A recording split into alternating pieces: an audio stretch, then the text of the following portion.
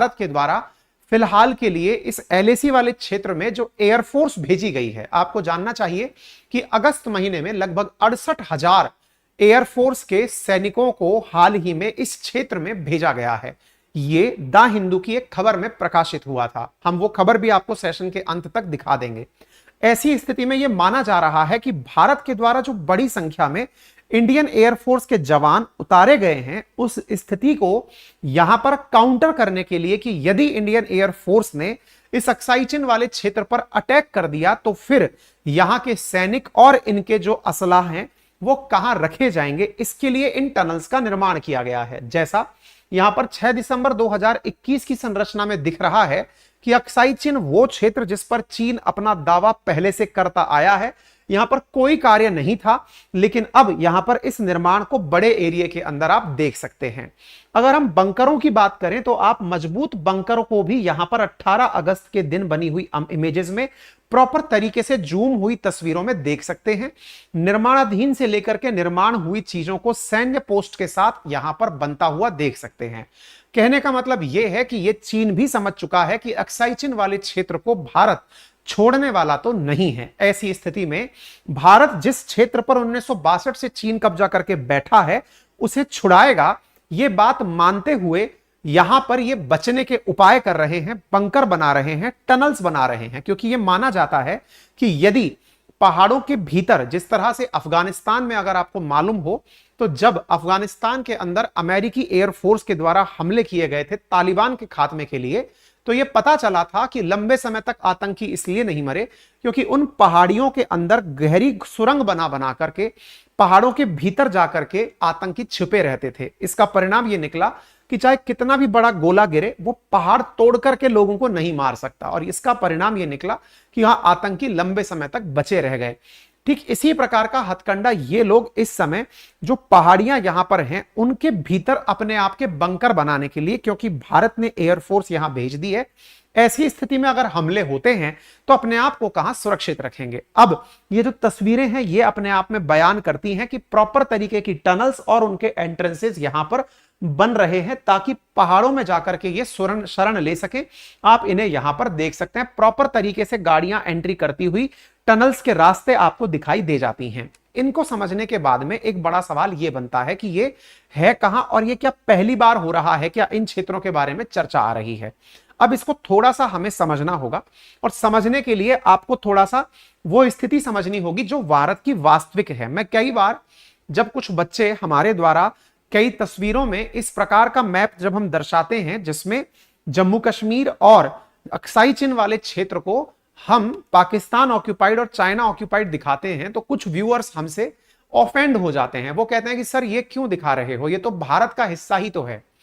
मेरा अक्सर ये स्टैंड रहा है, इस पर आप मुझे करेक्ट भी कर सकते हैं, कि अगर हम भारतीयों को यह बात नहीं पता रहेगी कि कितने बड़े क्षेत्रफल पर हमारे दुश्मन ने यहां कब्जा किया हुआ है, ऐसी स्थिति में आप भारतीय इस विषय पर अपने आप को गलत फहमी में भी पा सकते हैं कि यार सब कुछ चंगा है, सब कुछ बढ़िया चल ही तो रहा है। असल मायने में जिस क्षेत्र पर आज से नहीं 1962 से कब्जा है, यह हमें कभी बताया या दिखाया नहीं गया। हमने भारत का जब भी नक्शा देखा, हमने अखंड भारत का नक्शा देखा। अब आपके दिमाग में फिर सवाल बनेगा, सरकारें ऐसा क्यों नहीं करती कि इस क्षेत्र को ऐसा दिखाने लग जाएं। देखिए, सरकार जो नक्शे दिखाती है वो नक्शे हमारी आधिकारिक पैठ को दर्शाता है कि हमने ये क्षेत्र हमारा ही क्षेत्र है और ये हमारा विजन है। असल मायने में अगर भारत सरकार भी इन क्षेत्रों को हटा के दिखाने लग जाए तो ऐसी स्थिति में उन देशों को बड़ी सहूलियत मिल जाएगी कि अब तो इन्होंने उम्मीदें भी छोड़ दी हैं। मेरी अक्सर विद्यार्थियों से यह गुजारिश रही है कि जब भी जम्मू कश्मीर का मैप पढ़ें तो दिमाग में यह विचार करके चलें कि इस क्षेत्र के ऊपर और पाक ऑक्यूपाइड क्षेत्र पर पाकिस्तान का और इधर की तरफ चीन का कब्जा है, ये पता रहे, ताकि बहुत सारे जो लिसनर्स, व्यूअर्स और विद्यार्थी वर्ग है उन्हें यह जानकारी रहना आवश्यक है। भले ही हम अपना ऑफिशियल मैप पढ़ते आए हों, लेकिन इस स्थिति को आप थोड़ा सा और जान लें। देखिए क्या है, ये जो आपको डार्क ब्लू रोड जगह दिखाई दे रही है, असल में यह है जॉनसन लाइन। भारत के द्वारा देश की आजादी के बाद जिसे भारतीय सीमा माना गया, आज भी जब आप जम्मू कश्मीर का मैप देखते हैं और जम्मू कश्मीर के मैप में जब आपको जो संरचना दिखाई दी जाती है, वो संरचना असल में इसी बॉर्डर से होकर गुजरती है। मैं इसको आपको इस तरह से दिखाना चाहूंगा कि जम्मू कश्मीर में जब भी हम ये वाला क्षेत्र, आप जब भी जम्मू कश्मीर का ये वाला वृहद रूप देखते हैं तो इसमें ये जो आउटसाइड वाली लाइन आपको दिखती है, ये आउटसाइड वाली लाइन असल में जॉनसन लाइन है। इस जॉनसन लाइन को भारत अपनी सीमा मानता है, पहले तो ये समझिएगा। इसके बाद की वास्तविक स्थिति क्या है, अब इसको थोड़ा सा समझने का प्रयास करिए।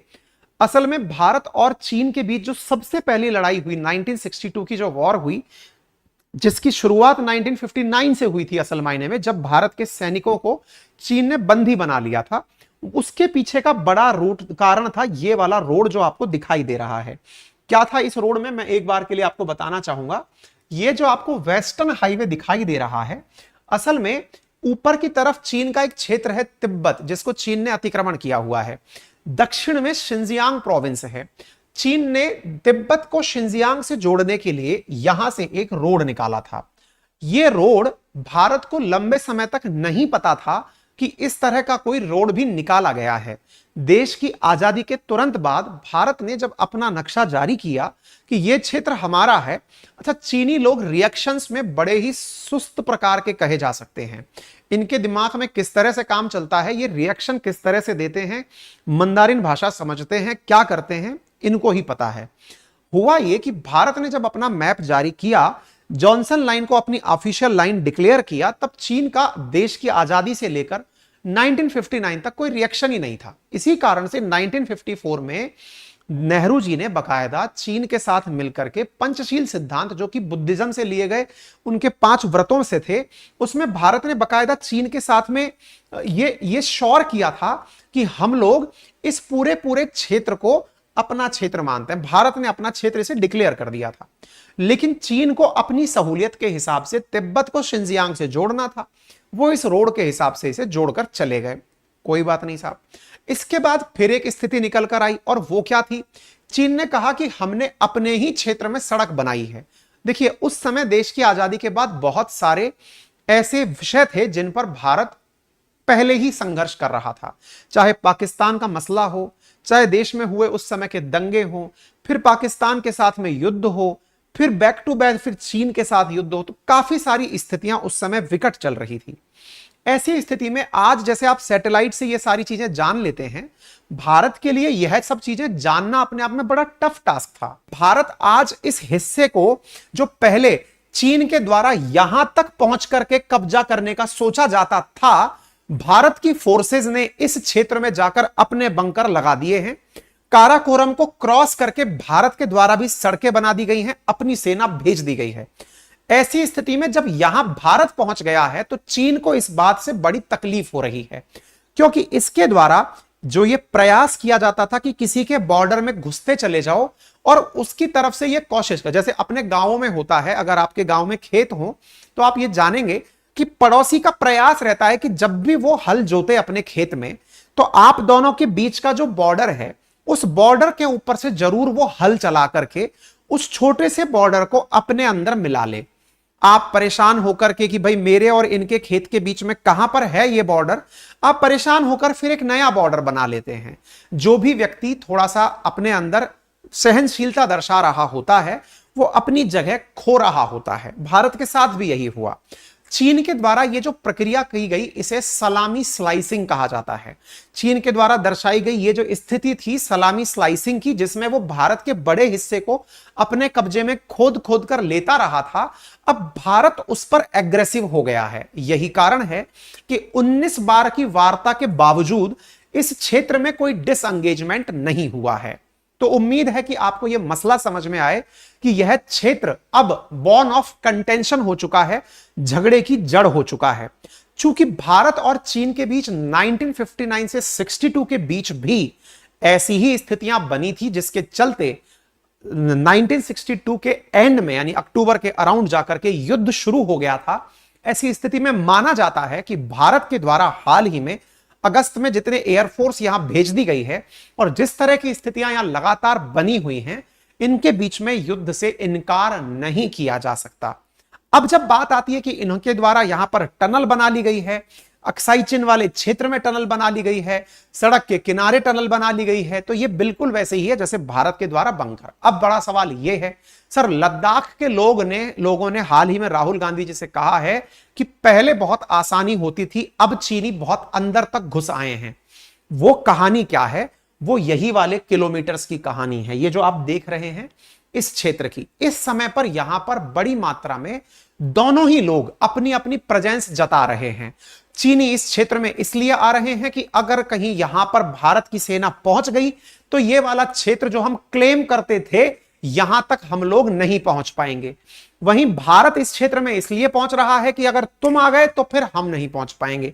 तो यहां पर इन दिनों बहुत ज्यादा चीजें जो हैं वो बनती हुई चली जा रही हैं। स्थिति ये है। बाकी यहां की ज्योग्राफी क्या है वो भी आप समझ लीजिए। ये कोल्ड यानी कि ठंडा मरुस्थल है, यहां पर डेजर्ट है, यहां पर कोई वनस्पति नहीं पैदा होती है। पानी के जो सोर्सेज हैं वो भी खारे पानी के हैं। लेकिन इन क्षेत्रों को अब दोनों देशों ने अपनी अपनी अस्मिता से जोड़ रखा है, ठीक है ना। तो उम्मीद है कि अब आपको यह बात प्रॉपर तरीके से समझ में आ रही हो।